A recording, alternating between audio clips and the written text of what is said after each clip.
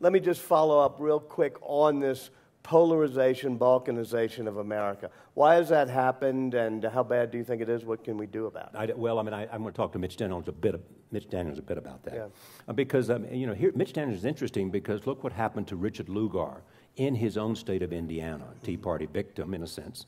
And there may be people who support the Tea Party, and we ought to have a conversation about what it is that really is the Tea Party.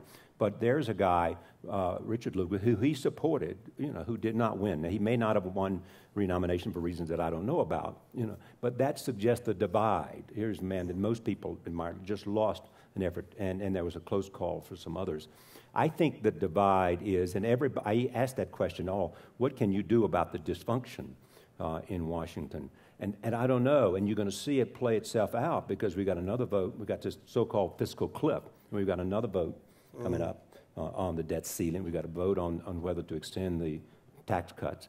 And there's an interesting thing now. I find fascinating how the conservatives are reading the Supreme Court decision. Yeah, as a lapsed lawyer, how do you read it? I read with fascination. In other words, I think that the fact that I think the interview I would most like to do today, this very day, is John Roberts. Right. Who would not do it because of what he did. What he did in saying to all conservatives who would read that opinion, like very much what he said when he put together 5 people who said there's a limitation to the congressional clause, the Commerce Clause, in terms of what Congress can do.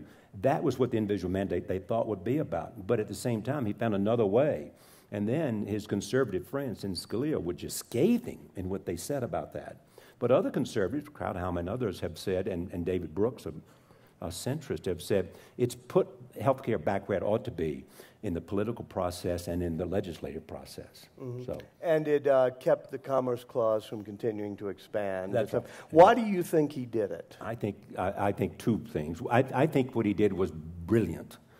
If you were John Roberts, I think he, as most Chief Justices, I've interviewed Rehnquist a number of times, and I've sat with Roberts at dinners like you have at Aspen and had nice conversations with him. I think I can't get inside his head. And I asked his teacher, Larry Tribes, this on Friday night show. I said, why do you think he did it? And was it a respect for the institution and the court? And was it in some way understanding the criticism that the court got from Bush versus Gore? That he wanted the court, in a sense, not to be the object of so much debate about the court's role, and he wanted to move past that because he views himself as the protector of the reputation of the court. And at the same time, he voted with his conservative brethren on the individual mandate and the Commerce Clause. Right, right. We had a dinner with him, an off-the-record dinner that David Bradley and others did, and since it was off the record, I can't say